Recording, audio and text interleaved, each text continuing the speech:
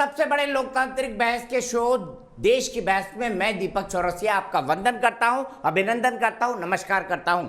आप जानते हैं देश की बहस इकलौता बहस का शो है जो अपनी दर्शकों की राय के आधार पर चलता है। हम आपको 3 सवाल देते हैं जिसमें से आप बहस का मुद्दा चुनते हैं। यही नहीं, बहस में आप शामिल होकर बहस की दशा और दिशा को आगे बढ़ाते हैं। आपके बिना हमारा कार्यक्रम अधूरा है। इसीलिए अंजलि आज नोएडा से जुड़ेंगे, शालिनी शर्मा आज जयपुर से जुड़ेंगी, प्रसूक जैन आज उदयपुर से जुड़ेंगे और रवि प्रकाश आज मुंबई से जुड़ेंगे। हमारे ये 4 महत्वपूर्ण दर्शक हमारे साथ जुड़ेंगे। लेकिन सबसे पहले देख लेते हैं आज आपने बहस का कौन सा मुद्दा तय किया है। आज खबर में सबसे बड़ा मुद्दा मोदी 2.0 की कैबिनेट है। इसीलिए हमने कई सारे आपसे सवाल पूछे थे जिसमें आपने कैबिनेट विस्तार में मोदी सरकार की कोरोना के सामने क्या चुनौतियां हैं इसको लेकर मुद्दा तय किया है। कोरोना की नई चुनौतियों को कैसे संभालेगी नई टीम मोदी, इसे 70% लोगों ने वोट देकर देश की बहस का मुद्दा बनाया है। आज नए सरकार के नए प्रवक्ता बनने के बाद अनुराग सिंह ठाकुर ने आज पहली प्रेस कॉन्फ्रेंस ली। उनके साथ सरकार में दूसरा सबसे बड़ा परिवर्तन रहे मनसुख मांडविया स्वास्थ्य मंत्री और केमिकल और फर्टिलाइजर मिनिस्टर थे जिनके पास दवाओं और वैक्सीन की जिम्मेदारी है। इसके साथ किसानों की बात करने के लिए नरेंद्र सिंह तोमर थे। तो भारत में मोदी सरकार का ये एक नया चेहरा है। सवाल यह है इनके सामने क्या चुनौतियां हैं। सवाल ये भी है कि क्या कोरोना की तीसरी लहर से बचा पाएगी नई टीम मोदी। सवाल यह भी है कि क्या कोरोना जो गया नहीं है उसका सही मैनेजमेंट कर पाएगी टीम मोदी। इसी पर आज बहस करेंगे। लेकिन सबसे पहले देख लेते हैं आज दिन भर सत्ता के गलियारों में नई टीम मोदी को लेकर क्या हलचल रही। मोदी मंत्रिमंडल में भारी फेरबदल हुआ। 43 मंत्रियों ने भावी लक्ष्यों और चुनौतियों का सामना कर समाधान निकालने की शपथ भी ली है। अब बारी है कोरोना काल में सामने खड़ी चुनौतियों पर विजय पाने की। प्रधानमंत्री नरेंद्र मोदी ने पहले ही दिन नए मंत्रियों को एक्शन मोड में आने को भी कहा है। Emergency response and health systems preparedness package 2 जिसको 23,123 करोड़ रुपए का आज उस पर निर्णय लिया है। भविष्य में कोविड बढ़े तो उसका सामना देश अच्छी तरह से और योजना पूर्वक कर सके, इस पैकेज के माध्यम से सुनिश्चित किया है। एपीएमसी समाप्त नहीं होगी ऐसा कानून में कोई प्रावधान नहीं है, इसलिए 1 लाख करोड़ रुपए के इंफ्रास्ट्रक्चर फंड में उसको पात्र इकाई माना गया है। जितने भी एक्सपेक्टेशन है, एक्सपेक्टेशन को हम पूरा करने के लिए आप लोगों के सहयोग से मैं पूरा करूंगा। कोरोना काल में अब लापरवाही तीसरी लहर के मुहाने पर आती दिख रही है। नतीजा यह है कि 56 दिनों में पहली बार 24 घंटे के भीतर 45,000 से ज्यादा नए कोरोना मरीजों के मामले चिंता का सबब बन रहे हैं। इसलिए वैक्सीन अभियान को तेजी से बढ़ाने से लेकर अर्थव्यवस्था की चुनौतियां सरकार के सामने हैं। विपक्ष की निगाहें भी सरकार की नई टीम पर टिकी हैं। इस मंत्रिमंडल के बदलने से क्या इनमें से किसी समस्या का हल हो पाएगा? मंत्रियों को शुभकामनाएं, पर मंत्री बदलने से जनता की समस्याएं खत्म नहीं होंगी। जानकारों का मानना है कि कोरोना काल से पार पाने के लिए सरकार पूरी तरह प्रतिबद्ध है। पहले ही दिन नए मंत्रियों का कार्यभार संभालना और पीएम मोदी के साफ निर्देश ये बताने के लिए काफी हैं कि खुद सरकार भी यही चाहती है कि कोई ढिलाई न बरती जाए। एसबीआई रिसर्च रिपोर्ट के मुताबिक अगस्त महीने की 21 तारीख के बाद कोरोना के मामले भी बढ़ सकते हैं। यानी तीसरी लहर के प्रहार से पहले ही सरकार को वो सब करना होगा जिसके बाद मोदी सरकार की नई टीम हर मोर्चे पर जीत हासिल करे। देश की बहस में चर्चा है कि अब नया मंत्रिमंडल फुल एक्शन में आ गया है। तो क्या उम्मीद की जाए कि कोरोना काल का अंत जल्द होगा?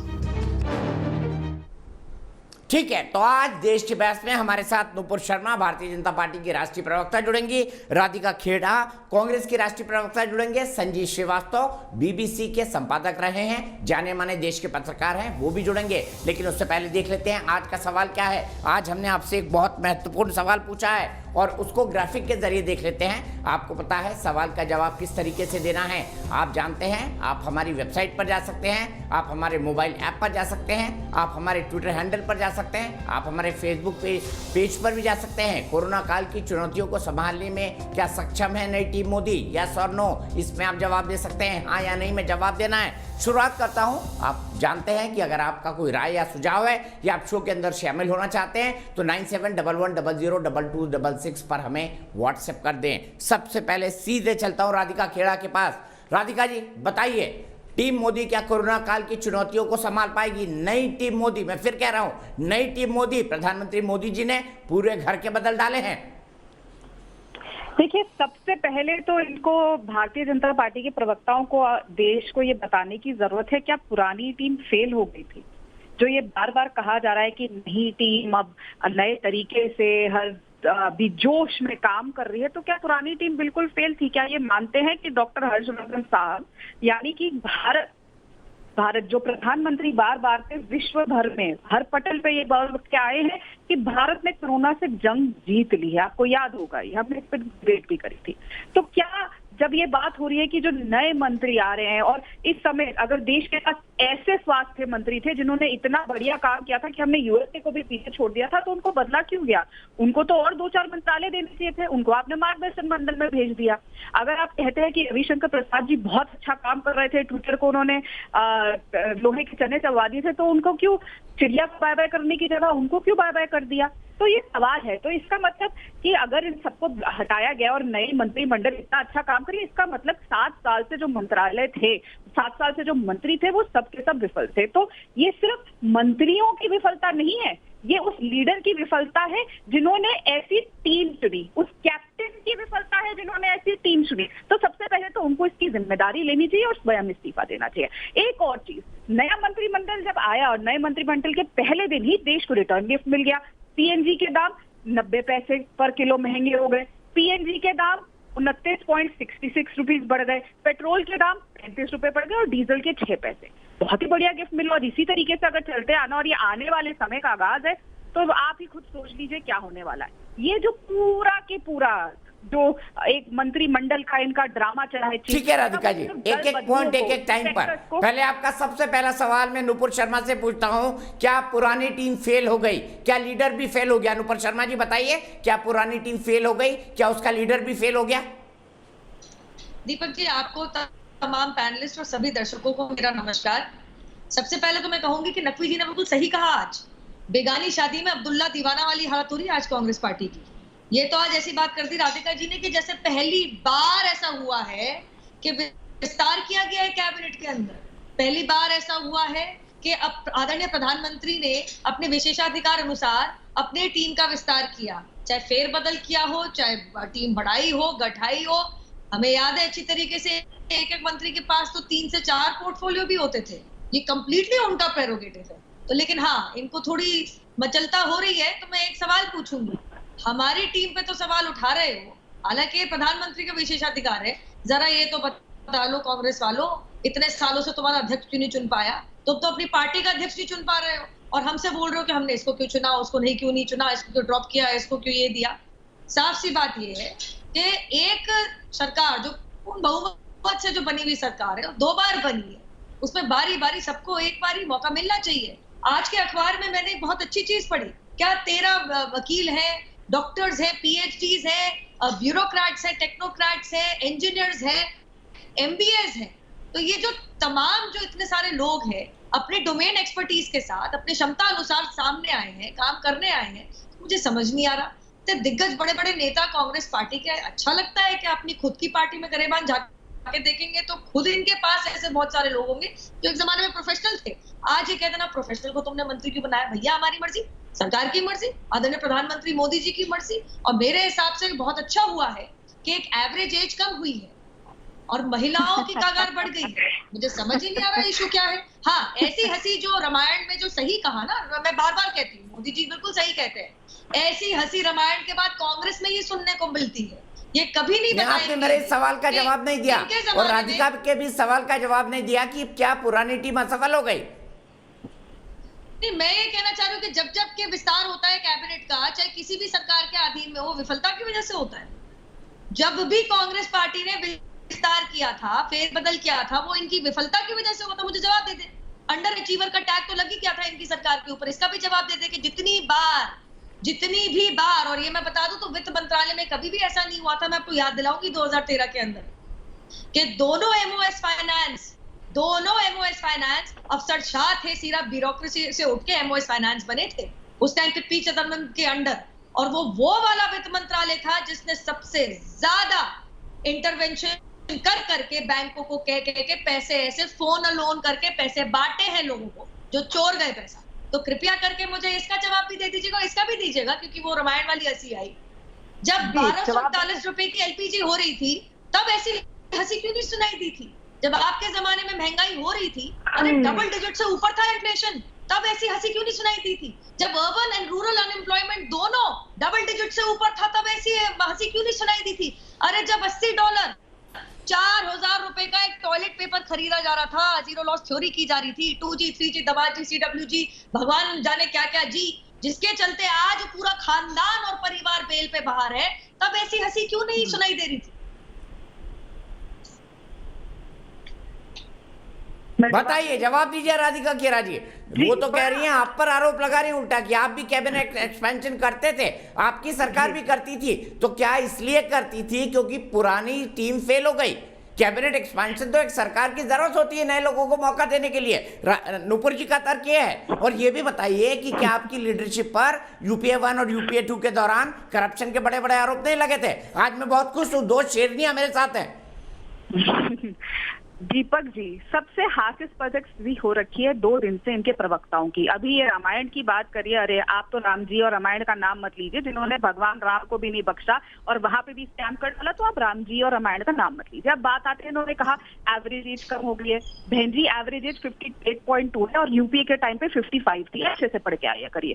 तीसरी बात, इन्होंने कहा कि ब्यूरोक्रेट्स आ गए हैं, इतने पढ़े लिखे लोग आ गए। तो इनका कहने का मतलब है कि प्रधानमंत्री को अपने RSS के कैडर पे, अपने भाजपा कैडर पे कोई विश्वास नहीं, क्योंकि वहां पे चाहे राजेश प्रताप रूडी जी हो, चाहे RK सिन्हा साहब हो, चाहे सुधांशु त्रिवेदी जी हो, चाहे शाहनवाज भाई हो, कोई भी इनमें से कोई भी उस लायक नहीं है और ना इनके पास कोई तजुर्बा है, ना पढ़ाई लिखाई है, सबके सब फेल है। तो इसका मतलब जो आपके कार्यकर्ता नुपुर बहन भी है हमारी, इतने सालों से इन्होंने इतनी मेहनत करी और इतनी पढ़ी लिखी, इतनी सक्षम, मुझसे कहीं ज्यादा नॉलेज है, मुझसे ज्यादा पढ़ी लिखी है, तो वैसे लोग है नहीं भाजपा में। तीसरी बात, बड़े आपने गिनवा दिए, ये दाम वो दाम। मैं इतना जानती हूँ कि मैं आज में जीती हूँ और आज में 100 रुपए पार कर चुका है पेट्रोल और डीजल। दीपक जी, हमें 100 बार सोचना पड़ता है कि घर से गाड़ी बाहर निकाले के ना निकाले। आज की सच्चाई ये है कि कोरोना के वैक्सीन हमें नहीं मिल रहे। अभी भी पिछले 1 हफ्ते से मैं सेकंड अपॉइंटमेंट ढूंढने की कोशिश कर रही हूँ वैक्सीन की, लेकिन मिल नहीं रही।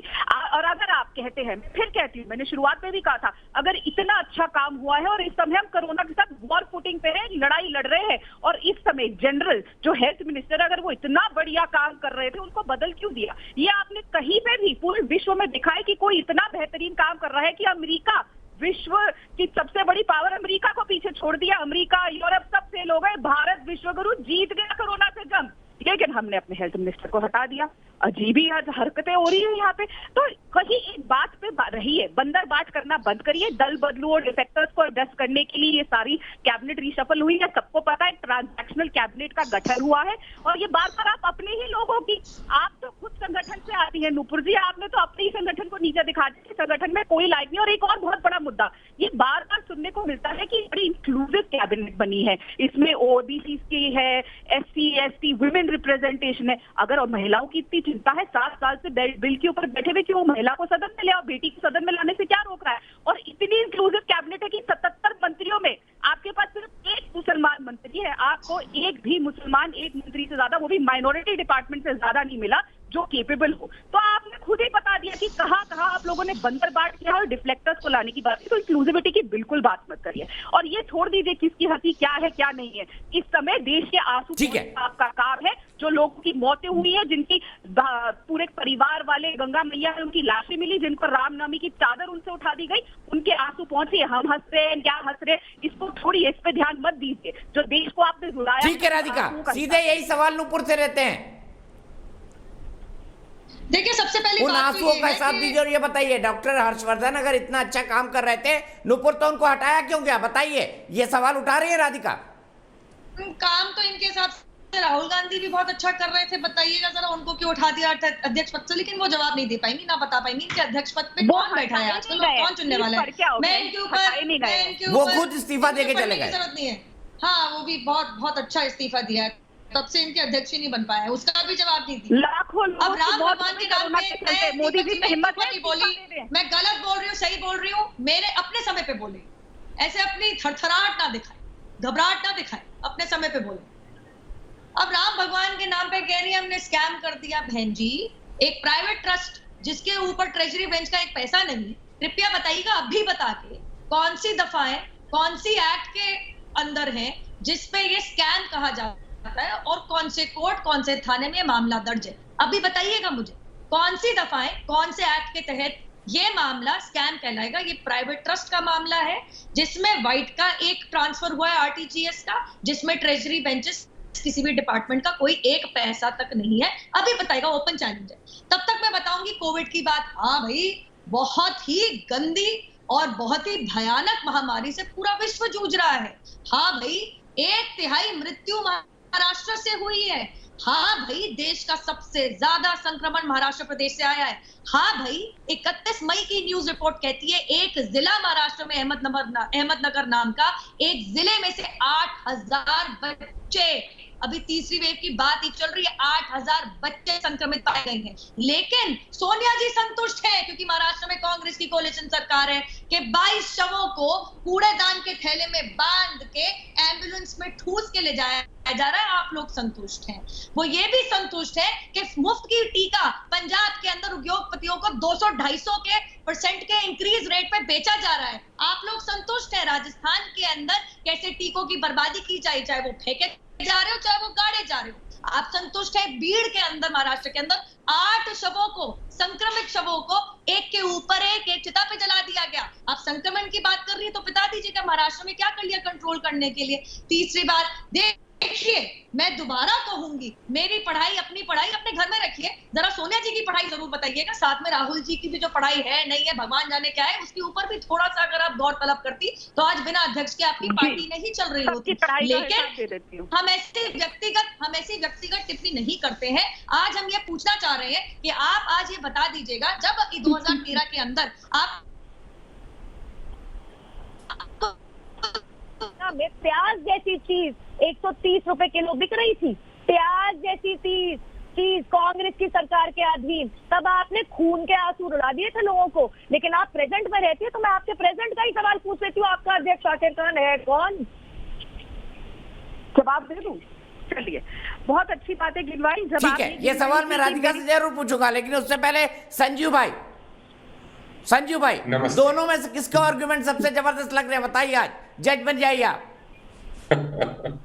दीपक, देखिए हमारी दोनों बहनें, दोनों शेरनियां लड़ रही हैं अपनी विचारधाराओं के साथ। बात दरअसल ये है कि दो बातें हैं कि आप कांग्रेस के कितनी भी गलतियां गिनवाइए, कांग्रेस देश में सत्ता नहीं चला रही है, ना वो देश में सरकार है उसकी, तो जवाबदेही आज उनकी नहीं हो सकती। 7 साल बाद भी अगर हम कांग्रेस से सवाल पूछते रहे तो ठीक है, वो राजनीतिक रूप से सही हो सकता है, लेकिन जनता के गले वो एक सीमा के आगे शायद बात नहीं उतरेगी। दूसरी बात, बिल्कुल प्रधानमंत्री का विशेषाधिकार है और कई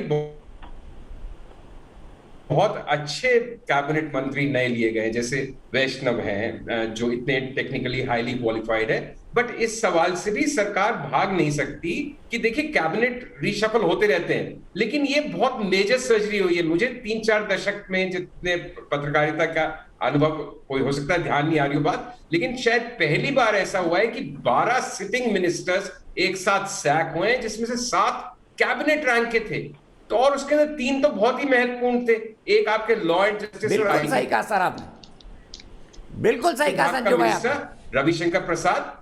दूसरा आपका जो मैसेंजर था, इमेज जो पूरी छवि सरकार की, स्पोक्स पर्सन IND का मिनिस्टर प्रकाश जावड़ेकर। और तीसरा जो जिस महामारी से जूझ रहे हैं आप, उसका जनरल हर्षवर्धन, डॉक्टर हर्षवर्धन।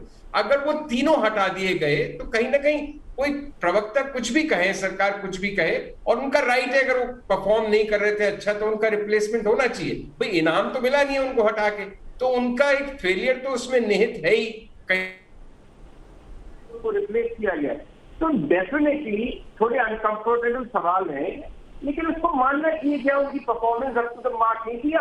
अपना नेक्स्ट स्टेप जो है, आगे एक कदम है, वो बेहतर रखने के प्रयास में ये कैबिनेट सफल हुआ है। और जनता देखेगी, देश देखेगी आने वाले समय में कि ये वाली कैबिनेट किस तरह से परफॉर्म करती है। और जितने सच में राष्ट्रभक्त लोग होंगे उन सबका ये कामना होगी, क्योंकि सरकार हमारी है, देश की सरकार है, कि अच्छी परफॉर्म करे, अच्छी तरक्की हो, अच्छी कोरोना मैनेजमेंट हो, सारी चीजें बेहतर हो। तो ये बट उसके लिए हमें इंतजार करना पड़ेगा। इस नई कैबिनेट पे जजमेंट हम आज नहीं दे सकते, इससे हम सिर्फ उम्मीद बांध सकते हैं। लेकिन डेफिनेटली पुरानी सरकार में जो 2 साल या 25 महीने चली, 2 साल 1 महीना, उसमें सम की परफॉर्मेंस, इंपॉर्टेंट, बहुत ही महत्वपूर्ण पोर्टफोलियोज के मंत्रियों को हटाना और बिल्कुल समरी ढंग से हटाना, जिनके 2-2, 3-3 घंटे पहले इस्तीफे हुए, कल झड़ी लगी जो दोपहर तीसरे पहर के बाद शपथ ग्रहण तक, वो क्लियरली इस बात का मैसेज है कि वो उस तरह से काम नहीं कर रहे थे जिस तरह से प्रधानमंत्री चाह रही थी। उनकी अपेक्षाओं पे खरे नहीं उतर रहे थे, और अगर खरे नहीं उतर रहे थे तो आपकी इसी बात को मैं आगे ले जाऊंगा, लेकिन इस वक्त मेरी एक दर्शक अंजलि नोएडा से जुड़ चुके हैं। संजय भाई, आपके इसी सवाल को पूछूंगा कि क्या जरूरत पड़ी कि आपने 4 हेवी वेट जो सरकार के चेहरे थे, जो सरकार की बातों को जनता तक पहुंचाते थे, वो जनरल जो कोरोना से लड़ रहा था, उसको क्यों उठाया? वाजिब सवाल है। लेकिन उससे पहले अंजलि नोएडा से मेरी एक दर्शक जुड़ गई हैं। अंजलि, क्या कहेंगी इस कैबिनेट विस्तार के बारे में? क्या आपको लगता है कोरोना की तीसरी लहर से लड़ पाएगी ये कैबिनेट, मोदी जी की जो नई कैबिनेट है? हाँ सर, इसके लिए पहले तो बहुत धन्यवाद मुझे शो पे बुलाने के लिए। और मैं जो अभी नई कैबिनेट बनी है, इससे हम लोग, जैसी बात है अभी जो मेंशन किया गया कि हम इन पे जजमेंट फिलहाल पास नहीं कर सकते, इनसे केवल उम्मीदें रख सकते हैं कि अभी तक हमने जो पॉलिसी पैरालिसिस देखी, चाहे वो जीनोम सीक्वेंस, जो न्यू स्ट्रेन की जीनोम सीक्वेंसिंग में देरी की गई थी, या वैक्सीन की दूसरे देशों में ऑर्डर प्लेस करने की देरी की गई थी, ऑक्सीजन और रेमडेसिविर जैसे मेडिसिन, इंपॉर्टेंट मेडिसिन हैं, या फिर हॉस्पिटल स्टाफ्स पे जो अलग अलग डॉक्टर्स हैं उनके प्रोटेक्शन में जो कमी की गई थी, इन सारे में किस तरीके की बदलाव आएगी। और जो अभी मेंशन भी किया गया था कैबिनेट ब्रीफिंग में कि हम लोग बच्चों पे जो हमारे नए हेल्थ मिनिस्टर हैं, उन्होंने बताया कि हम लोग बच्चों पे ज्यादा ध्यान देना चाहते हैं, उनको कोविड से बचाना चाहते हैं। उसके लिए फिर 23,000 करोड़ रुपए का पैकेज भी दिया गया, आर्थिक पैकेज जो अभी अनाउंस किया गया है, लास्ट ईयर भी एक अनाउंस हुआ था। तो उस पे मैं यही पूछना चाहूंगी, और यही उम्मीद है मेरी, अभी जो नई कैबिनेट बनी है, जो नई कही जा रही है कि बहुत स्ट्रांग है, और 36 नई एंट्री की गई है, 12 लोग रिजाइन किए, 12 लोगों ने रेजिग्नेशन दिया है, 7 लोगों को प्रमोशन मिला है। तो मैं इनसे मेरी यही उम्मीद रहेगी कि अगर ऑब्वियसली इसमें एक दिखता है कि कहीं ना कहीं तो फेल हुई होगी, क्योंकि अगर इतने अच्छे तरीके से काम किया जा रहा था, हर्षवर्धन जी ने मार्च में ही अनाउंस कर दिया था इंडिया को कोरोना फ्री, लेकिन 31 मार्च को ही देखा गया कि सेकेंड वेव शुरू हो गया है। लेकिन तो यहाँ पे कहीं ना कहीं पॉलिसी पैरालिसिस दिखती है। तो अब इस कैबिनेट से यही उम्मीद रहेगी कि जो गलतियां पहले हुई हैं, अच्छा, उनको सुधारा जाए। जी हाँ जी, गलतियां जो हुई है सुधारा जाए। बहुत सुंदर बोलती है अंजलि, और बहुत स्ट्रांग फैक्ट्स है आपके पास। बहुत अच्छा लगा आपसे बात करके। सीधे चलता हूं राधिका के पास। राधिका, आपका सवाल, क्या आप एग्री करती है अंजलि से? और फिर इसका जवाब नुपुर से लेंगे फाइनल। बिल्कुल बिल्कुल, इस बात पे मैं अग्री करती हूँ। लेकिन नुपुर जी, आप इतना नाराज क्यों रही है? मैंने तो आपकी पढ़ाई के ऊपर अच्छा ही कहा था कि आप मुझसे ज्यादा पढ़ी लिखी है। आप मेरे पे पर्सनल रिमार्क तब से मार रही थी कि रामायण जैसी हंसी, ये हंसी, वो हंसी। मैंने तो आपको आपकी तारीफ ही करी। अब यहाँ पे तारीफ करना भी बीजेपी वालों को अगर दुख दे जाता है तो देखिए, अब मैं इसमें कुछ नहीं कर सकती। दूसरी बात, मैंने अपनी बात में शुरुआत में यही कहा था दीपक जी कि कैबिनेट जो आई है, जैसे सुरजेवाला जी की भी आपने बात चलाई, हम सबको बधाई देते हैं। लेकिन सवाल ये है कि जो नई कैबिनेट आई है, क्या वो सक्षम रहेगी, और क्या पहली वाली फेल हुई है? जिस महामारी का प्रबंधन नेशनल डिजास्टर मैनेजमेंट अथॉरिटी के माध्यम से किया जा रहा था, उसके चेयरमैन स्वयं प्रधानमंत्री श्री नरेंद्र मोदी जी हैं। क्या वो भी अपना गैर जिम्मेदाराना व्यवहार की जिम्मेदारी लेंगे? इस्तीफा देने का दम है, इनके अंदर हिम्मत है? देखिए, हमारे जो राष्ट्रीय अध्यक्ष थे राहुल गांधी जी, उन्होंने कहा कि मेरे अगुवाई में आप चुनाव हारे, मैं इस्तीफा देता हूं, किसी और को राष्ट्रीय अध्यक्ष बनना चाहिए। क्या प्रधानमंत्री मोदी जी ये कह सकते हैं और जिम्मेदारी ले सकते हैं कि लाखों मेरे भाई बहनों की जान चली गई, मैं इस्तीफा देता हूं जिम्मेदारी लेके, 7 साल बाद भी मैं ऐसे देश को हॉस्पिटल्स, ऐसी चीजें नहीं बना पाया, और मैंने पहले ही आके बोल दिया कि हम कोरोना से जीत चुके हैं। और उसके बाद सेकेंड वेव आई, जब लोग मर रहे थे, लाशें गंगा मैया में तैर रही थी, तो मैं बंगाल में जाके लोगों की भीड़ गिन रहा था। अकेले सिर्फ स्वास्थ्य मंत्री की बलि का बकरा बना दिया जाएगा और अपना पल्ला झाड़ दिया जाएगा? क्या प्रधानमंत्री जी की कोई जिम्मेदारी नहीं थी? वो सुप्रीम लीडर है, मेरे भी प्रधानमंत्री हैं और मैं बहुत गर्वान्वित महसूस करूंगी अगर मेरे देश के प्रधानमंत्री में इतनी हिम्मत होगी कि अपनी गलती माने और माने कि हाँ यहाँ पे मेरी कमी रही, क्योंकि जब तक आप अपनी कमी नहीं पहचानेंगे दीपक जी तब तक आप सुधार नहीं कर सकते। और मैं फिर बोलती हूँ, आई एम प्राउड कि मैं उस पार्टी से आती हूँ जहाँ पे मेरे नेता को, सबसे शीर्ष नेतृत्व को, राहुल जी के अंदर इतनी हिम्मत थी कि अगर वो चुनाव उनके अंदर हम हारे, जबकि एक भी कार्यकर्ता, एक भी नेता ऐसा नहीं चाहता था कि वो इस्तीफा दे, उन्होंने आगे आके जिम्मेदारी ली और इस्तीफा दिया। देश के लीडर है प्रधानमंत्री जी, सुप्रीम अच्छा लीडर। राधिका, देश के एक सवाल का जवाब दीजिए। जी, मैं एक सवाल का जवाब चाहता हूं। कल रणदीप भाई ने ट्वीट किया कि जब इंजन में गड़बड़ी हो तो डब्बे बदलने से क्या होगा। क्या ट्वीट उन्होंने कांग्रेस पार्टी के बारे में किया था? नहीं, ये बिल्कुल इसी बात पे हुआ था कि गड़बड़ी इंजन में है। इस देश की जो कैबिनेट है, वो जो ट्रेन है, उसके इंजन कौन है? स्वयं प्रधानमंत्री मोदी जी। जब हम एक पपेट का खेल देखने जाते हैं, जो पपेटियर होता है, जो वो हमें खेल दिखाता है, सारे पपेट के धागे उनके हाथ में होते हैं। कैसे वो पपेट इधर जाएगा उधर जाएगा, वो पपेटियर के हाथ में होता है। और हम ये भी जानते हैं कि जितने भी मंत्री हैं उनके अंदर इतनी भी उनको पावर नहीं दी गई है कि वो अपना ओएसडी या अपना पीएबी डिसाइड कर सके। वो पपेटियर ही है मोदी जी, जो डिसाइड कर रहे हैं कौन लेफ्ट जाएगा राइट जाएगा। जब वो कहते हैं उनके आदेश से हमारे स्वास्थ्य मंत्री अस्पताल का इंतजाम करने की जगह ट्विटर मंत्री, ट्रोल मंत्री बने हुए थे, तो पपेटियर को ही चेंज करना पड़ेगा। मैं जवाब दे सकती हूँ दीपक जी? पपेटियर को चेंज कर दे। नुपुर जी ये बताइए, इनका कहना है कि भाई हमारे इंजन में कोई गड़बड़ी नहीं, सब गड़बड़ी आपके इंजन में है, डब्बे तो आपने बदल दिए, इंजन क्यों नहीं बदला? देखिए, हमारे देश के अंदर पहली बार directly democratically elected prime minister बैठे हैं, उनकी जिम्मेदारी है, भली भांति समझते हैं, वो काम करते हैं। जिम्मेदारी लेने की बात आई तो जरा इतना बता दीजिएगा, टीकाकरण बेचने के लिए, मुफ्त के टीकाकरण प्राइवेटली बेचने के लिए पंजाब के मुख्यमंत्री ने इस्तीफा दिया। ध्यान दीजिएगा कि स्वास्थ्य एक राज्य सब्जेक्ट भी है। क्या 1/3 संक्रमण और सबसे ज्यादा मृत्यु के लिए आपके महाराष्ट्र के मुख्यमंत्री ने इस्तीफा दिया? आप बताइएगा। क्या राजस्थान में टीके बर्बादी होने के लिए आपके राजस्थान के मुख्यमंत्री ने इस्तीफा दिया? चलिए सब छोड़िए, पपेटियरिंग की बात हुई, कठपुतली की। देखिए दीपक जी, इससे मुझे बहुत ध्यान आया, आज the buck stops here with the prime minister, जो डायरेक्टली डेमोक्रेटिकली इलेक्टेड लोकसभा में और उत्तर प्रदेश से ही है। जरा मैं पूछना चाहती हूँ, क्या इतनी जो जलन है, इतनी मचलता है, और इसीलिए है क्या कांग्रेस पार्टी को? क्योंकि अब वो सरकार नहीं है जो प्रधानमंत्री तो कोई और, लेकिन जवाबदेही 10 जनपद पे। क्या इनको इसलिए इतनी इरिटेशन है क्योंकि अब वो सरकार नहीं है कि सरकार में कौन सा मंत्री किस गद्दी पे बैठेगा, किस पोर्टफोलियो के साथ पे बैठेगा, ये प्रधानमंत्री और कैबिनेट और सीनियर लीडरशिप का निर्णय होता है। किसी को आंखों आंख कानों कान खबर तक नहीं होती। लेकिन वही कांग्रेस यूपीए की सरकार के दौरान दलाल और चंद पत्रकार, देखिए कैसे हंसी, कहीं ना कहीं कमीशन तो नहीं आई, दलाल और चंद पत्रकार आपस में रेडियो पे बात करके, मैं बात कर लूं अपनी प्लीज, हंसी तो आपको इस बात पे आई ना कि आपके सारे मंत्रीगण एक पत्रकार और एक दलाल ने फोन पे बात करके डिस्कस करके बना लिए थे। मतलब कठपुतली, मतलब यूपीए कांग्रेस की सरकार केवल एक कठपुतली थी दलालों के हाथ की। आप इस बात पे हंसी हैं, मैं तो आपसे ही सवाल पूछ रही हूँ। ये तो सार्वजनिक बात है कि कांग्रेस और यूपीए की सरकार के अधीन मंत्री जो बने थे, कौन से पद पे बैठेंगे, किस पोर्टफोलियो पे बैठेंगे, क्या उनको कार्यकाल मिलेगा, क्या जिम्मा मिलेगा, ये निर्णय तो चंद पत्रकार और दलालों के बीच के बातचीत की मोहताज रह गई थी। आज की सरकार अलग है, काम करना भी पड़ेगा, अकाउंटेबिलिटी रहेगी, but will stop at the prime ministers desk, not at a non constitutional non ministerial birth holding 10 JP। ये जरूर ध्यान दीजिएगा और इसके बारे में जरा जवाब भी दीजिएगा। जी नुपुर जी, मेरे को ठीक है। अब अच्छा, आप दोनों का वक्त हो गया है, 9 बजे आप दोनों मुझसे हटने वाले हैं, नए प्रवक्ता जुड़ने वाले। मैं और दोनों को मौका नहीं दूंगा क्योंकि 9 बज गए हैं। लेकिन संजू भाई से एक सवाल बनता है। संजू भाई बताइए, यहाँ हार्ड वर्किंग और हार्डली वर्किंग के बीच युद्ध है, आप बताइए कौन हार्ड वर्किंग है और कौन हार्डली वर्किंग? दोनों पार्टियों की बात कर रहा हूं मैं।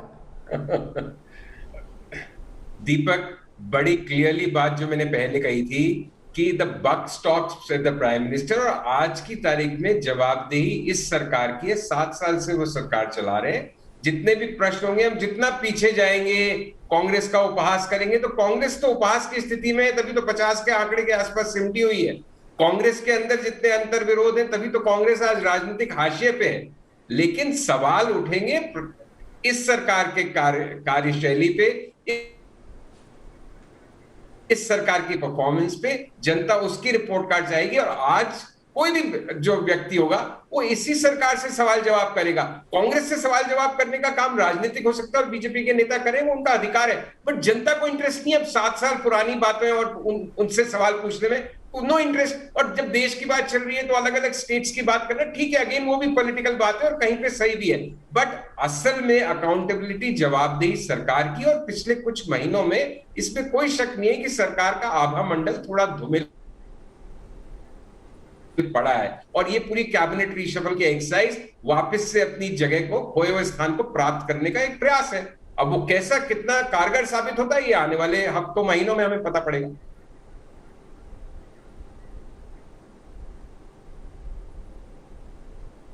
ठीक है, अब मेरे साथ नया पैनल जुड़ेगा भारतीय जनता पार्टी से। गुरु प्रकाश जी जुड़ गए। और गुरु प्रकाश जी, संजीव जी का बहुत सीधा सवाल है और संजीव जी आप जुड़े रहिए थोड़ी देर और मेरे साथ। गुरु प्रकाश जी से इसका जवाब लेते हैं। गुरु प्रकाश जी, क्या आप मानते हैं कि सरकार का आभा मंडल कोरोना की दूसरी लहर के बाद थोड़ा कमजोर हुआ है? संजीव जी का यह सवाल है और सवाल वाजिब भी है। देखिए दीपक जी, सबसे पहले हमें यह समझने की आवश्यकता है कि एक अप्रत्याशित संकट था, एक अनप्रेसिडेंटेड क्राइसिस था। तो मुझे लगता है कि इस क्राइसिस में भी कोई अगर इस आपदा में अवसर निकाल ले तो ये तो बड़ा दुर्भाग्य है और ये बहुत बड़ी विडंबना है। लेकिन इस चुनौती के बावजूद भी जिस युद्ध स्तर पे काम किया गया है, और ये मैं नहीं बता रहा हूं, ये आंकड़े बताते हैं कि भाई पीपी किट को लेकर के क्या स्थिति थी, टेस्टिंग सेंटर को लेकर के क्या स्थिति थी, वैक्सीनेशन भारत में सबसे तेज गति से हो रहा है। और ये हम लोग नहीं बोल रहे हैं, हम लोगों की बात शायद आप ना स्वीकारें तो ये इंटरनेशनल एजेंसीज भी बोल रही हैं, ये WHO भी बोल रहा है, ये UNO भी बोल रहा है। तो मुझे लगता है कि जो स्केल और मैग्नीट्यूड पे हम लोगों ने वैक्सीनेशन हो, टेस्टिंग सेंटर हो, इसको लागू किया है। और सिर्फ यही नहीं, इसके साथ साथ फाइनेंशियल पैकेज आप देख लीजिए, लगातार आत्मनिर्भर पैकेज का भी अनाउंसमेंट हुआ, अभी कुछ दिन पहले वित्त मंत्री ने एक पैकेज अनाउंस किया है। इसके साथ साथ हमारे जो वंचित तबके के लोग हैं उन तक भी ये राशन पहुंचे और कोई भी भूखे पेट रात को बेड पे ना जाए, रात को सोने ना जाए। 81 करोड़ लोगों तक पिछले साल भी नवंबर के महीने पे पूरा राशन भेजा गया। इस बार भी प्रधानमंत्री जी ने सुनिश्चित किया कि भी पूरा राशन दिया जाए। One nation one ration card के माध्यम से जो हमारे प्रवासी श्रमिक भाई मान लीजिए बिहार से दिल्ली काम करने जाते हैं तो वहां भी लाभ ले पाए, यहां भी लाभ ले पाए। तो मुझे लगता नहीं है कि भारत की जनता को आप लोग बरगला सकते हैं। देश की 135 करोड़ लोगों को भरोसा है हमारी निष्ठा पे, भरोसा है हमारे नेतृत्व पे, और लगातार उन्होंने देखा है, समझा है। हाँ जरूर ये क्राइसिस थी, ये चुनौती थी, लेकिन इस चुनौती से इससे बेहतर तरीके से शायद नहीं निपटा जा सकता था। इसलिए जो लोग आलोचना करेंगे वो आलोचना करें, उनका स्वागत है, लेकिन ऐसा मौका है जब हमें समन्वय से और सहयोग से साथ आकर के काम करने की आवश्यकता है। दीपक जी ठीक है, सीधे मुकेश शर्मा जी के पास चलता हूं, कांग्रेस के राष्ट्रीय प्रवक्ता और दिल्ली कांग्रेस के कद्दावर नेता मुकेश शर्मा जी हमारे साथ जुड़ चुके हैं। मुकेश जी कह रहे हैं अनप्रेसिडेंटेड क्राइसिस थी दूसरी लहर और ऐसे में सरकार ने बहुत बेहतरीन तरीके से निपटा है। साथ ही साथ 81 करोड़ लोगों को अनाज दे रहे हैं नवंबर तक फ्री। क्या आप मानते हैं क्या 81 करोड़ लोगों तक अनाज पहुंच रहा है?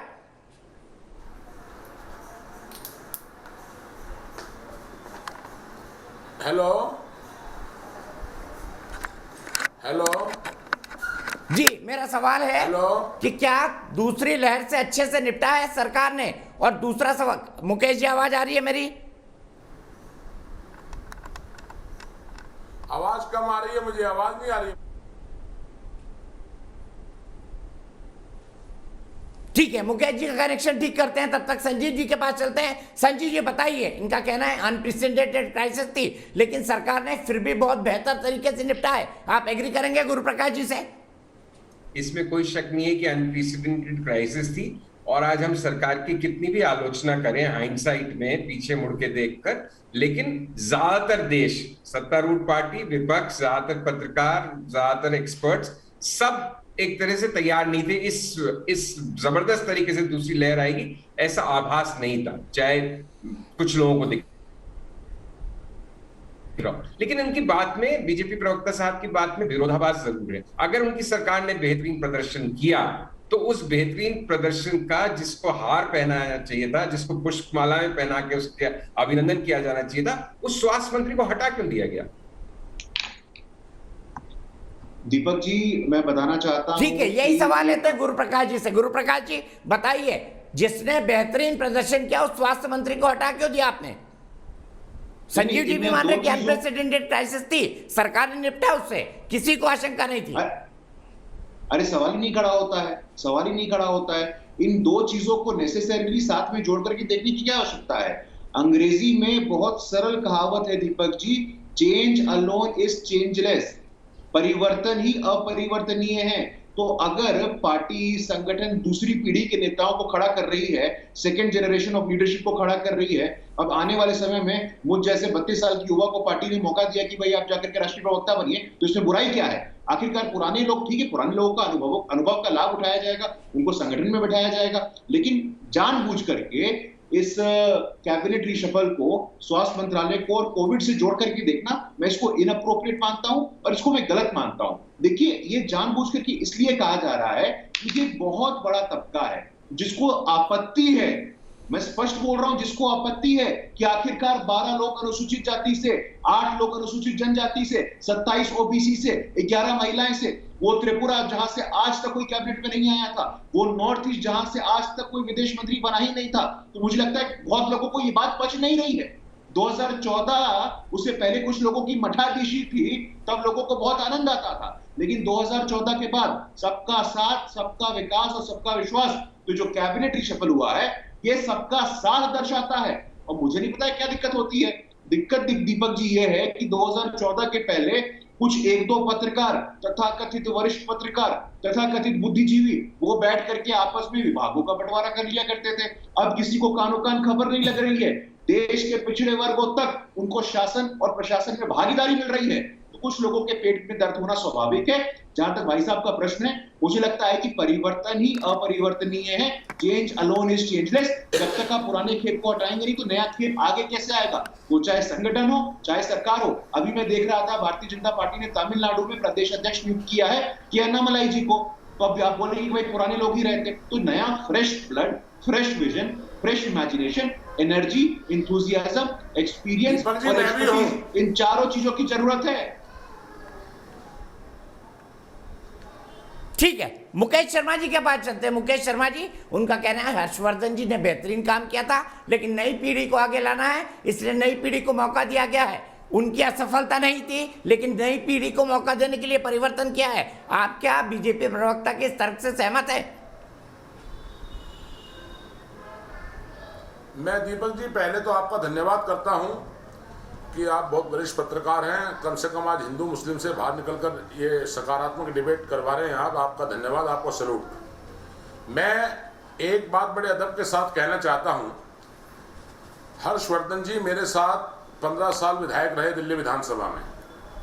मुझे भाजपा के प्रवक्ता से और प्रधानमंत्री जी से एक सवाल पूछना है कि यदि हर्षवर्धन जी, पूरी सरकार कहती रही कि सरकार ने कोरोना में बहुत अच्छा काम किया, नड्डा जी भी कहते हैं काम किया है, तो हर्षवर्धन जी को जिस तरीके से बेइज्जत कर मंत्रिमंडल से निकाला गया है, या तो सरकार इस बात को एक्सेप्ट करे कि कोरोना काल में सरकार पूरे तरीके से फेल रही है, जो गंगा किनारे लाशों के अंबार लगे हुए थे वो सरकार का निकम्मापन था, लोगों को दवाई, बेड और ऑक्सीजन नहीं मिला, उसके लिए सरकार जिम्मेदार थी, और वो सारा ठीकरा केवल एक आदमी को, प्रधानमंत्री जी को बचाने के लिए डॉक्टर हर्षवर्धन पर वो ठीकरा फोड़ दिया गया।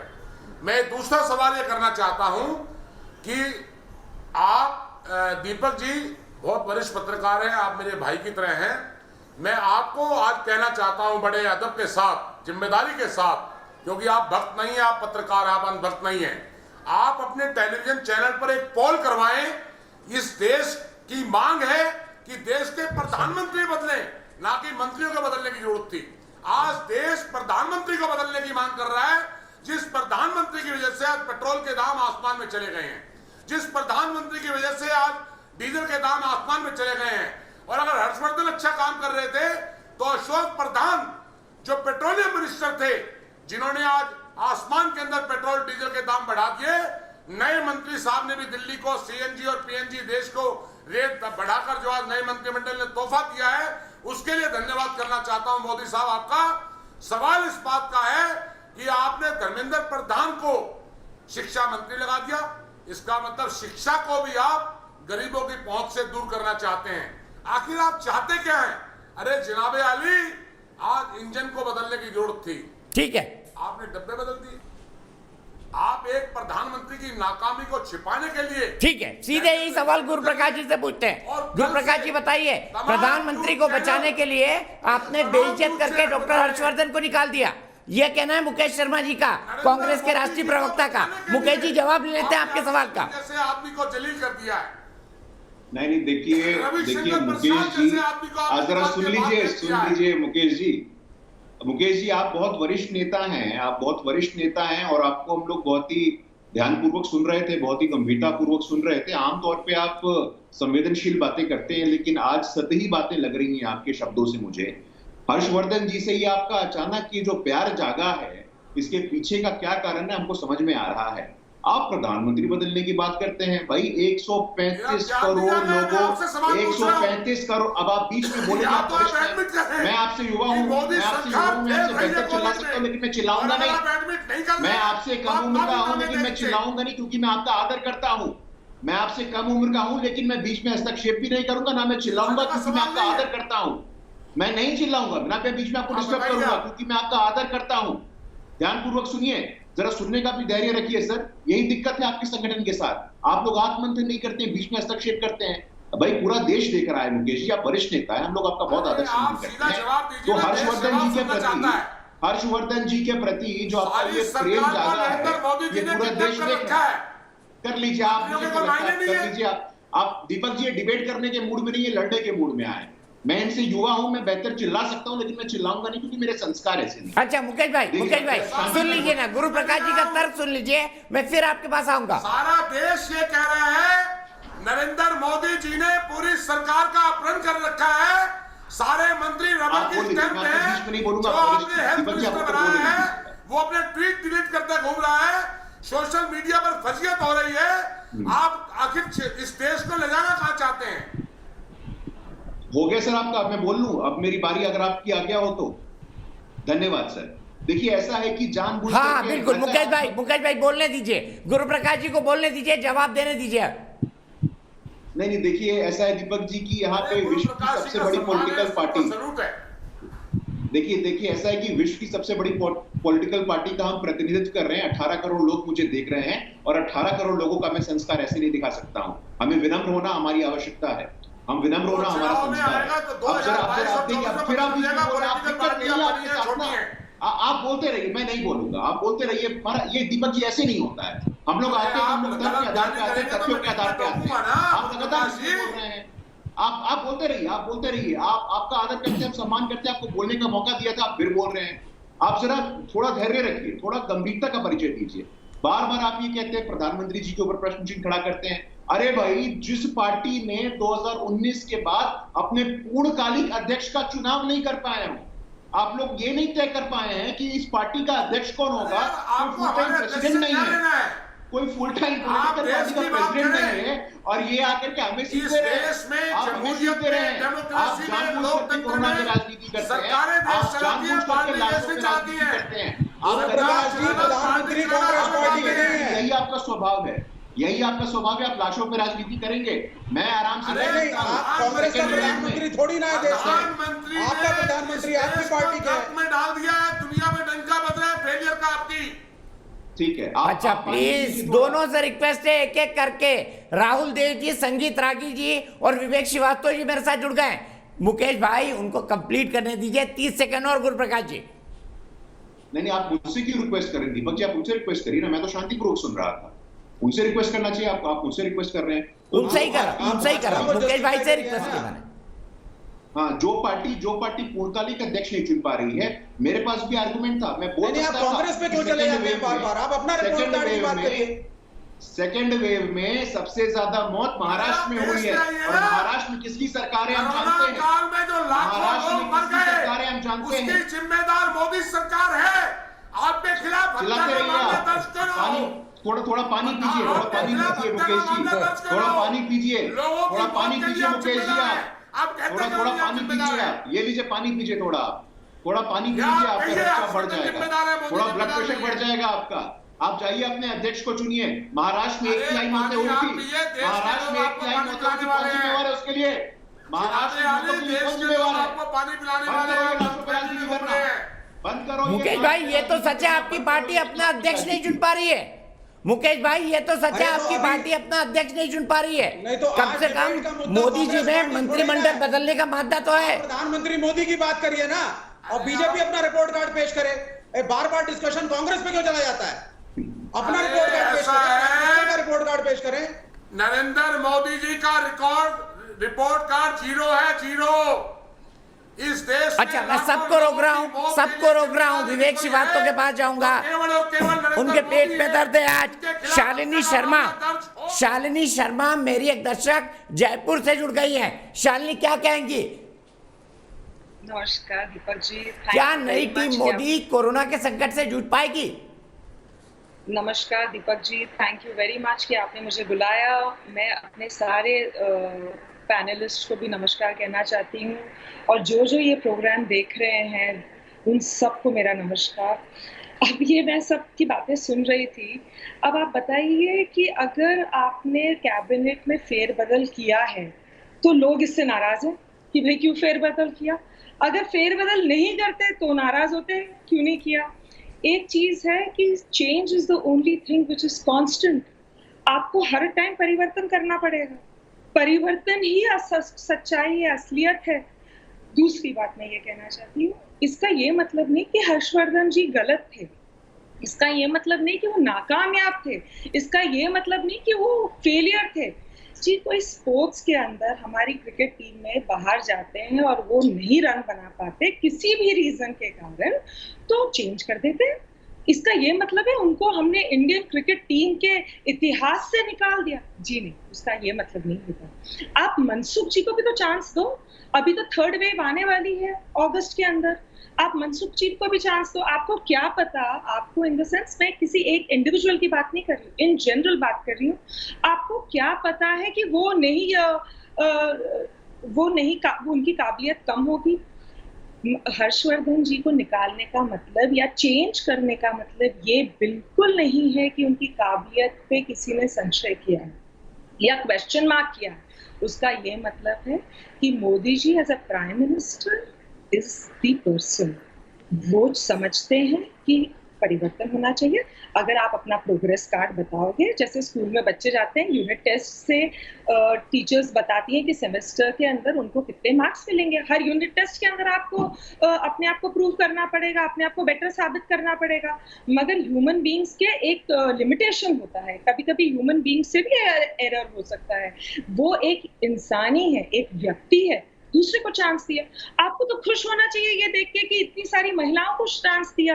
आपको तो ये देख के खुश होना चाहिए कि बीजेपी ने Narendra Modi is not my prime minister, Narendra Modi is not prime minister of BJP. वो प्राइम मिनिस्टर है हमारे पूरे देश के, वो इंडिया के प्राइम मिनिस्टर है। उनको 130 करोड़ जनता ने चुना है। आप कह रहे हो कि उनको निकाल दे? उनको क्यों निकाल दे? अगर आपका नेता शेर है तो जितने भी लोग उनके अंडर काम कर रहे हैं उनमें वो ज़ील आती है, उनमें वो एंथुसियाज्म आती है, उनमें वो शक्ति आती है कि वो शेर के साथ कंधे से कंधा लड़ाने की कोशिश करे। और मैं बिल्कुल इस चीज को गलत नहीं मानती। मैं तो ये मानती हूँ कि उन्होंने महिलाओं को चांस दी। हम हमेशा शस्त्र बहुत खूबसूरत बोलती हैं शालिनी जी। बस यहीं रोकूंगा आपको। बात बोलने की नहीं, बात बोलने की नहीं है, बात समझने की है। बस यहीं रोकूंगा आपको। बात ये है कि ये सच्चाई है। बहुत खूबसूरत बोलती हैं आप जी। जी, परिवर्तन प्रकृति का नियम है। राहुल देव जी, शालिनी जी किस बात से सहमत है आप? निश्चय ही, और परिवर्तन तो होना ही चाहिए। परिवर्तन ठीक दिशा में हो, सही कारणों से हो, और इसका हमेशा स्वागत है। और जो भी लोग आज इस परिवर्तन पर आपत्ति कर रहे हैं, मेरी तो ये बात समझ में नहीं आती। परिवर्तन कैसा है इस पर बहस होनी चाहिए, लेकिन परिवर्तन क्यों हुआ? अभी जो हमारे मित्र बहुत ज़्यादा उत्तेजना में हैं, मैं पहली बार उनको सुन रहा हूँ, मुझे थोड़ा दुख हुआ वो की शैली सुनकर। किसी को बोलने नहीं दे रहे थे। मैं आशा करता हूँ कि कम से कम मुझे नहीं टोकेंगे बीच में। उनसे सिर्फ ये निवेदन है कि ये आपकी निजी राय है या कुछ लोगों की राय हो सकती है कि प्रधानमंत्री पूरी तरह नाकाम रहे। प्रधानमंत्री केवल एक मंत्रालय नहीं संभालता, मंत्रालय प्रधानमंत्री केवल 1, 2, 3, 4 मंत्रालय नहीं संभालते। जब चीनी आक्रमण के बाद भारत की हार हुई थी, पहली देश मतलब अंतर्राष्ट्रीय स्तर पर भारत इतना हारा था और अपमानित हुआ था, तो क्या नेहरू जी ने इस्तीफा दिया था? ऐसा नहीं होता है। और एक लीडर बनाने का मतलब क्या है कि वो नेहरू से तुलना ना करें। एक मिनट नेहरू को जिम्मेदार ना करें सर आप। महाराज, एक विफल प्रधानमंत्री है तो विफलता पे डिस्कशन करिए। और आप वरिष्ठ पत्रकार हैं, बताइए प्रधानमंत्री विफल है या नहीं? आपत्ति की बात करेंगे तो मुझे बोलना पड़ेगा। हर चीज में नेहरू जिम्मेदार या चाइना जिम्मेदार या पाकिस्तान जिम्मेदार। ठीक है, हम ब्रेक के लिए रुकते हैं। विवेक श्रीवास्तव, राहुल देव जी का डिस्कशन होगा ब्रेक के बाद। देश की बहस में आपका एक बार फिर स्वागत है। हम बात कर रहे हैं कि क्या नई टीम मोदी इसलिए कह रहे हैं क्योंकि कैबिनेट में पूरे घर के बदल डाले हैं मोदी जी ने। और क्या नई टीम मोदी कोरोना की चुनौती को पार कर पाएगी? कोरोना की तीसरी लहर आने की संभावना है, ये एक बहुत बड़ी चुनौती है। दूसरी लहर में हमने देखा किस तरह का कैओस हुआ था, देश में किस तरह का संकट उत्पन्न हुआ था। भगवान करे ऐसा कुछ ना हो, हम यही कामना करते हैं, सिर्फ प्रे कर सकते हैं, दुआ कर सकते हैं। और इसी पर बात करने के लिए मेरे साथ हैं भारतीय जनता पार्टी से गुरुप्रकाश जी, कांग्रेस से मुकेश शर्मा जी, लेफ्ट पार्टी के विवेक श्रीवास्तव जी, प्रोफेसर संगीत रागी, राहुल देव जी हैं मेरे साथ, मेरे पूर्व संपादक और वरिष्ठ पत्रकार। लेकिन सबसे पहले चलते हैं प्रसून जैन के पास, उदयपुर। क्या प्रसून नई टीम मोदी कोरोना की तीसरी लहर का मुकाबला कर पाएगी? नमस्कार सर, आप मेरी आवाज सुन सकते हैं सर? जी बिल्कुल प्रसून, बताइए क्या नई टीम मोदी कोरोना की तीसरी लहर का मुकाबला कर पाएगी? सबसे पहले सर आपका बहुत बहुत धन्यवाद सर, आपने मुझे यहाँ आमंत्रित किया।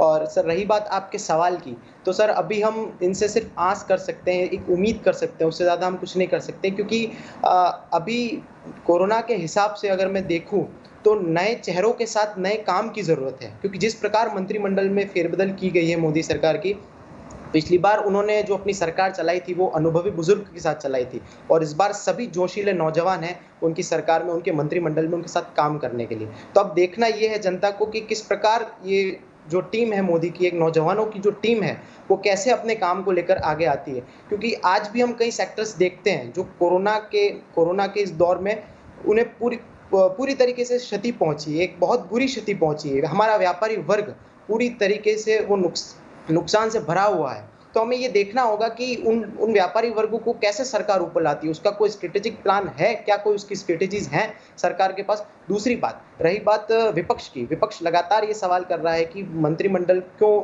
बदला गया और नए मंत्रियों को क्यों लाया गया। तो सबसे पहले तो भारतीय जनता पार्टी इस बात का जवाब दे, क्या पिछले मंत्री सही कार्य नहीं कर रहे थे? मेरा सवाल है सर ये कि क्या पिछले मंत्री जो थे वो सही कार्य कर रहे थे या नहीं, क्यों उन्हें बदला गया? और दूसरा, ठीक है, क्यों उन्हें बदला गया? प्रसून आपका जवाब गुरुप्रकाश जी से लेते हैं। बताइए क्या पुराने मंत्री ठीक से काम कर रहे थे गुरुप्रकाश जी या नहीं कर रहे थे? जनता आपसे सवाल पूछ रही है। नहीं, बिल्कुल स्वाभाविक है। और जैसा कि मैंने पहले भी कहा था, बहुत सरल कहावत है अंग्रेजी में, चेंज अलोन इज चेंजलेस। परिवर्तन ही अपरिवर्तनीय है, तो परिवर्तन होना स्वाभाविक है। जब तक पुराने लोग नहीं जाएंगे तब तक फ्रेश फेसेस, फ्रेश विजन, आपकी गलतियों का एक्नॉलेजमेंट है। ये हो गया, ये जो बदलाव है ये आपकी गलतियों का एक्नॉलेजमेंट है। आप बोल दीजिए, आपने देश का भट्टा बिठाया और आप पॉपुलर हो रहे हैं, उससे बचने के लिए आप चेंजेस कर रहे हैं। चेंजेस आप करिए, वेलकम है, चेंजेस सब करते हैं। लेकिन आपके चेंजेस से आपको अपने कृषि मंत्री को बदलना चाहिए था, जिसकी वजह से किसान बॉर्डर पे बैठा हुआ है। लेकिन नरेंद्र तोमर यहाँ पे अंट-बंट तरह की स्कीमें ला करके डिक्लेयर कर रहे हैं, और किसान आंदोलन इससे पीछे नहीं होगा। आपने नहीं बदला उनको। ठीक है, बिग ब्रेकिंग आ रही है, मेरा पैनल ब्रेकिंग तैयार करेगा, तब तक विवेक जी बोल दीजिए। एजुकेशन मिनिस्टर जो है इनका, मुझे नहीं मालूम वो कितने सक्सेसफुल एचआरडी, पिछले एक समय में स्मृति ईरानी को एचआरडी का बनाया था, मुझे नहीं मालूम उनका क्या एजुकेशन क्वालिफिकेशन है। धर्मेंद्र प्रधान क्या करेंगे मैं नहीं जानता। मैं एलजेपी के साथ इनके रिश्तों में जाना नहीं चाहता हूं। आप बदलाव करिए, आप युवाओं को लाइए, आपका स्वागत है। अगर आप अपनी मिस्टेक्स को मान रहे हैं तो भी as an opposition party member मैं आपका स्वागत करता हूं, लेकिन रिस्पॉन्सिबिलिटी और अकाउंटेबिलिटी लेना आपको सीखना पड़ेगा। ठीक है, कृषि मंत्री सुन लीजिए, आपका जवाब प्रधानमंत्री ने दिया विवेक श्रीवास्तव जी। आपका जवाब खुद प्रधानमंत्री ने दिया है। प्रधानमंत्री ने अभी अभी काउंसिल ऑफ मिनिस्टर्स की मीटिंग में कहा है कि व्यवस्था की वजह से मंत्रियों को हटाया गया है। मंत्रियों के हटने का क्षमता से कोई संबंध नहीं है, वो उनमें क्षमता नहीं थी इसलिए मंत्री को नहीं हटाया गया है। नई व्यवस्था करने के लिए मंत्रियों को हटाया गया है, ये कहा है। क्या कहेंगे बताइए। अगर पुराने मंत्री काबिल थे तो एक नई व्यवस्था जरूरी है क्या? मूर्ख बनाया है आप। राम मंदिर, जमीन घोटाला, राफेल घोटाला, महंगाई, बेरोजगारी, भुखमरी, तमाम मुद्दों को दबाने के लिए जिस तरीके से आपने मंत्रियों को बलि का बकरा बनाकर अपने आप को बचाया है, देश इसको याद रखेगा। और मैं कहना चाहता हूं बड़े स्पष्ट शब्दों में, भारतीय जनता पार्टी गलतफहमी को निकाल दे। ये देश प्रधानमंत्री बदलना चाहता है, ये देश मंत्रिमंडल में बदलाव नहीं चाहता है। दीपक जी, दुर्भाग्य ये है कि इन लोगों का भाषण सुनने वाला कोई फील्ड में गुरु प्रकाश जी जवाब देंगे, उसके बाद गुरु प्रकाश जी जवाब दीजिए। तब तक चल रहा है मंत्री परिषद की बैठक में क्या क्या बोला है प्रधानमंत्री ने। हमारी सुपर ब्रेकिंग चल रही है, बोलिए गुरु प्रकाश जी। नहीं, चलिए मैं बड़ा आभारी हूँ कि फाइनली मेरे दोनों बड़े भाइयों ने बोल लिया है और आशा करता हूँ कि उन लोगों की प्यास बुझ गई होगी। देखिए, लगातार सबका साथ, सबका विकास और सबका विश्वास, जब सबका साथ की बात होती है तो समाज के सभी वर्गों को शासन प्रशासन में भागीदारी देना ये सुनिश्चित किया गया है। इसीलिए लोगों को पेट में दर्द हो रहा है। अरे एक परिवार से बाहर तो कब का खत्म हो चुका। एक परिवार से आप बोल लीजिए, सबका विनाश कर दिया आपने। कौन सा विकास है? आप बोल लीजिए। सबका विनाश, सबका विनाश हो गया आपका। ये मैं नहीं कह रहा हूँ, पूरा देश कह रहा है गुरु प्रकाश जी। हाँ, और गुरु प्रकाश जी आपको जानकारी के लिए बता दूं, 50 MP आए हैं क्या? इसीलिए 50 MP आए हैं क्या? आपके कितने सांसद है लोकसभा में? पूरा देश ये नहीं कह रहा है। पूरा देश क्या कर रहा था? 303 सांसद लेके आए हैं। अरे गुरु प्रकाश जी, अहंकार छोड़ दो। 50 MP आए हैं। आरएसएस के, बीजेपी के 2 MP थे इस देश में। स्टेट में गलती मत रहना। आपकी कोई क्षमता नहीं। 2024 में आपको घर भेजने वाले हैं। थोड़ा विनम्र रहो, अहंकार में। अरे अहंकार तो राहुल गांधी चीज क्या है? थोड़ा विनम्रता का परिचय दो, थोड़ा विनम्रता का परिचय दीजिए। आप बहुत वरिष्ठ नेता हैं, थोड़ा विनम्रता का परिचय दीजिए। आप सच्चाई को सुनने की हिम्मत रखिए। आप बोलिए। अपने संस्कारों का परिचय दीजिए। अपने संस्कारों का परिचय दीजिए। अपने पार्टी के संस्कारों का परिचय मत दीजिए। अपने पार्टी के संस्कारों का परिचय मत दीजिए। जाइए अपना अध्यक्ष चुनिए। 50 MP है, 50 MP आपके, 50 मेंबर ऑफ पार्लियामेंट है। आप क्या बोल रहे हैं? क्षेत्रीय पार्टी से कम मेंबर ऑफ पार्लियामेंट है आपके। आपको तो बोलना ही नहीं चाहिए। जाके चुल्लू पर पानी में डूब मरिए। 50 MP आप बताइए, ये कृषि कानूनों के खिलाफ क्या क्षमता है? आज हालत क्या है देश की? आप इकोनॉमी की हालत पे आइए, बेरोजगारी भी आइए, राफेल घोटाले भी आइए, भुखमरी भी आइए, जो सीमा पर जवान खड़े हैं उस पर आइए। आप ये बताइए कौन सी समस्या आपने हल की है? आज देश महंगाई, बेरोजगारी, भूख और बेकारी के त्रस्त है। देश खुश है, उस पर आपका कोई जवाब नहीं है। आपने मंत्रिमंडल में फेरबदल करके प्रधानमंत्री को बरी करने का प्रयास किया है, प्रधानमंत्री को बचाने का प्रयास किया है। आप लोगों की क्षमता नहीं है, आप लोगों की क्षमता नहीं है। थोड़ा प्रतिभा का परिचय दीजिए, थोड़ा संस्कार का परिचय दीजिए। अरे आपकी क्षमता 2024 में घर बैठने वाले हो आप। से बाहर निकलिए। अरे आप छोड़िए, आप परिवार को बात करते हैं। आप प्रकोप से बाहर निकलिए थोड़ा आप लोग। अनुराग ठाकुर किसका बेटा है? निकलिए। अनुराग ठाकुर कौन सा किसका बेटा है? माँ बेटे के आप छोड़िए, परिवार की बात करते हैं आप मेरे से। परिचय दीजिए आप लोग। आप परिवार की बात मुझसे मत करिए। कांग्रेस एक संगठन है, विचारधारा है, और बेटे और इतना अहंकार मत करिए। आपके 2 MP होते थे और 2024 में उसी 2 पे आप पहुंचने वाले हैं। आपको दिखा दूंगा मैं 2022 में यूपी में दिखा दूंगा। मोदी जी के साथ है। आप लोग जाइए, माँ और बेटे का परिक्रमा करिए। देश नरेंद्र मोदी के खिलाफ है। देश नरेंद्र मोदी जी को बदलना चाहता है। देश इस प्रधानमंत्री को देखना नहीं चाहता जिसने लाखों लोगों का बर्बाद किया, स्वाभाविक है, जो अपनी नाकामी दूसरे लोगों पर डाल रहा है। आप कौन सी दुनिया में घूम रहे हैं? अरे बेरोजगारी, भूख और बेकारी के लिए सिर्फ और सिर्फ कोई जिम्मेदार है तो नरेंद्र मोदी जी है। आज अर्थव्यवस्था की हालत क्या है? अरे आपको तो बोलने का हक नहीं है। लगातार भारत गुरु प्रकाश जी, जताया है। भारत की जनता ने विश्वास अच्छा, अब दोनों गुरु प्रकाश जी, मेरे बड़े भाई मुकेश शर्मा जी, गुरु प्रकाश जी, एक एक गिलास पानी पीजिए, एक एक गिलास पानी पीजिए, एक एक गिलास पानी पीजिए दोनों। मुझे राहुल देव जी के पास जाना है। एक जुमला मंत्रालय राहुल देव जी प्रधानमंत्री जी कह रहे हैं, सुनिए सुनिए सुनिए सुनिए। ये जुमला प्रधानमंत्री है। 15 लाख रुपए मिल गए गुरु प्रकाश जी आपको। जाइए माँ बेटे के दीपक चौरसिया जी, आपको या गुरु प्रकाश जी को 15 लाख रुपए खाते में आ गए? बता दो आप मुझे। माँ बेटे का पैर छूइए, यही आप लोग की क्षमता रह गई है। अरे 15 लाख रुपए आ गए आपके पास। जाइए, अरे जुमले छोड़ कर आप सरकार चला रहे हो। माँ बेटे का परिक्रमा परिक्रमा करो। ये जुमलेबाज सरकार है। देश पहली बार जुमलेबाज प्रधानमंत्री से बात कर रहा है। पानी पीजिए सर, पानी पीजिए, ब्लड प्रेशर बढ़ जाएगा, दवाई खानी पड़ेगी, पानी पीजिए। आज विवेक श्रीवास्तव जी का पैसा वसूल है, हंस रहे हो तब से। आज विवेक श्रीवास्तव जी का पैसा वसूल है। हमारा देश की आजादी में बड़ा खुश हूं, हमारा योगदान है। आज इतनी बुलंदी से कांग्रेस के प्रवक्ता इतनी बुलंदी से बोल रहे हैं। आप वीर सावरकर की पार्टी हो, आप गोडसे की पार्टी हो, आप हमसे बात करोगे? आप हमसे बात करोगे? थोड़ा पानी पी लीजिए सर, थोड़ा पानी। अंग्रेजों के दलाल रहे हैं आपके नेता। बहुत अच्छा बोले। अच्छा, दोनों पानी पीजिए। राहुल देव जी, प्रधानमंत्री कह रहे हैं कि मंत्रियों को हटाना व्यवस्था है, इसका क्षमता से कोई संबंध नहीं है। क्या प्रधानमंत्री की बात देश मानेगा? राहुल देव जी बताइए। मंत्रियों की क्षमता पर कोई शक नहीं, ये उन्होंने कहा गया है। हटाए गए मंत्रियों की क्षमता पर कोई शक नहीं, ये भी कहा प्रधानमंत्री ने मंत्रिपरिषद की बैठक में। अब देखिए, इसका जवाब तो प्रधानमंत्री ही दे सकते हैं, और मैं एक व्यक्ति, यहाँ पर बहुत से लोग देश की ओर से बोल रहे हैं, लेकिन मैं एक व्यक्ति हूँ, और मैं क्या सोचूंगा ये मैं नहीं कह सकता कि देश भी ऐसा सोचेगा। तो देश क्या सोचेगा, अलग अलग वर्ग हैं, अलग अलग लोग हैं, वो अपनी अपनी राय इस पे रखेंगे। उसका ये इस सवाल का क्षमा करना दीपक, लेकिन कोई मतलब नहीं है। सवाल ये है कि मैं क्या सोचता हूँ। अगर आपको वो सुनने में दिलचस्पी हो तो मैं कह सकता हूँ देश क्या सोचेगा, क्या करेगा, देश क्या चाहता है। बिल्कुल, आप बताइए, आपका एक्सपर्ट कमेंट क्या है? मैंने कहा प्रधानमंत्री ये कह रहे हैं, आपका एक्सपर्ट कमेंट क्या है, बताइए। देखिए,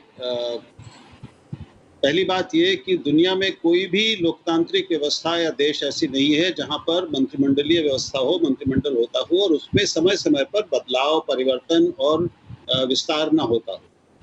हर चुनी हुई सरकार में कार्यकाल के दौरान एक बार, कई बार 2 बार, 3 बार भी, और भारत का भी वो रहा है, विस्तार होता है, बदलाव होता है, लोगों को बनाया जाता है, हटाया जाता है, ये सब जगह होता है, हर सरकार ने किया है, हर देश में होता है। तो ये मंत्रिमंडल विस्तार, परिवर्तन अपने आप में कोई नई चीज नहीं है, ना ये आपत्तिजनक है। मैं ये मानता हूँ कि नया खून जब आता है तो उससे एक नई ताजगी आती है। कार्यकाल के लगभग बीच में एक प्रधानमंत्री ने अपनी लगभग आधी टीम बदली है, तो ये अच्छी बात है, इसलिए कि सिर्फ नई ऊर्जा, नई सोच, नए लोग, नए चेहरे और थोड़ी युवा उसमें दृष्टि आएगी, तो अपने आप में ये अच्छी चीज है। जहां तक हटाए गए मंत्रियों का सवाल है, मैं नहीं समझता कि वो अक्षम थे, लेकिन अक्षमता भी एक नापने के अलग अलग तरीके होते हैं। प्रधानमंत्री ये नहीं कह सकते, जाहिर है कि ये लोग अक्षम थे, ये मतलब सबको इतना एक शिष्टाचार होता है। प्रधानमंत्री अपने ही पुराने साथियों के लिए, जो अब भी उनके साथी हैं, ये नहीं कह सकते कि वो काम थे। आप राहुल जी, आप ये मानते नहीं है कि ये प्रधानमंत्री ने एक्नॉलेजमेंट ऑफ मिस्टेक्स किया है? मैं नहीं बोलूंगा, आप बोल ले। मिस्टेक्स है?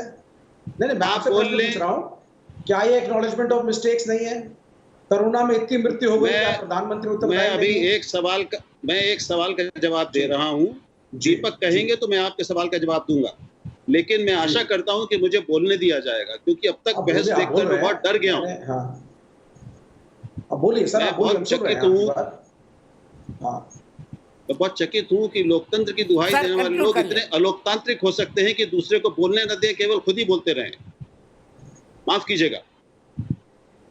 तो मैं ये कह रहा हूं कि ये अपने आप में कोई भी प्रधानमंत्री किसी के बारे में भी, अपने साथी के बारे में नहीं कहेगा कि वो अक्षम था या वो नालायक था या उसने काम ठीक नहीं किया। लेकिन मैं समझता हूं, मेरी राय है कि कई मंत्रियों से नाकामियां हुई, कई लोग कई चीजों में, कई मोर्चों पर नाकाम हुए, निश्चित रूप से हुए। अरे भाई महाराज सुन लीजिए, तो आपने तो क्लीन चिट दे दी थी ना सर, आपने तो सरकार को और प्रधानमंत्री को क्लीन चिट दे दी थी। अब आप कह रहे हैं कि it was an acknowledgement of mistakes, आप वही लाइन कह रहे हैं जो हम भी कह रहे हैं। आपने तो कह दिया था कि ये तो एक रूटीन विस्तार है, ये हर प्रजातांत्रिक देश के अंदर होता है, बदलाव होते हैं, युवा शक्ति आएगी। लेकिन आपने ये नहीं माना कि प्रधानमंत्री ने गलतियां करी हैं, कैबिनेट ने गलतियां करी हैं, कोरोना में देश में मौतें हुई हैं, ये भी तो मानना चाहिए ना। बोल लूं, एक मिनट। अब आप मुझे बताएंगे कि मुझे कैसे बोलना चाहिए। अगर आप में इतना धैर्य होता कि मेरी बात पूरी सुनते तो आपको ये कहने की जरूरत नहीं पड़ती। आप तो बोलने देते नहीं है।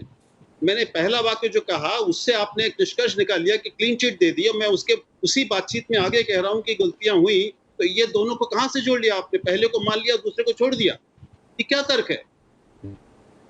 आप बात तो पूरी करने दीजिए। ये कैसे लोकतांत्रिक लोग हैं आप लोग?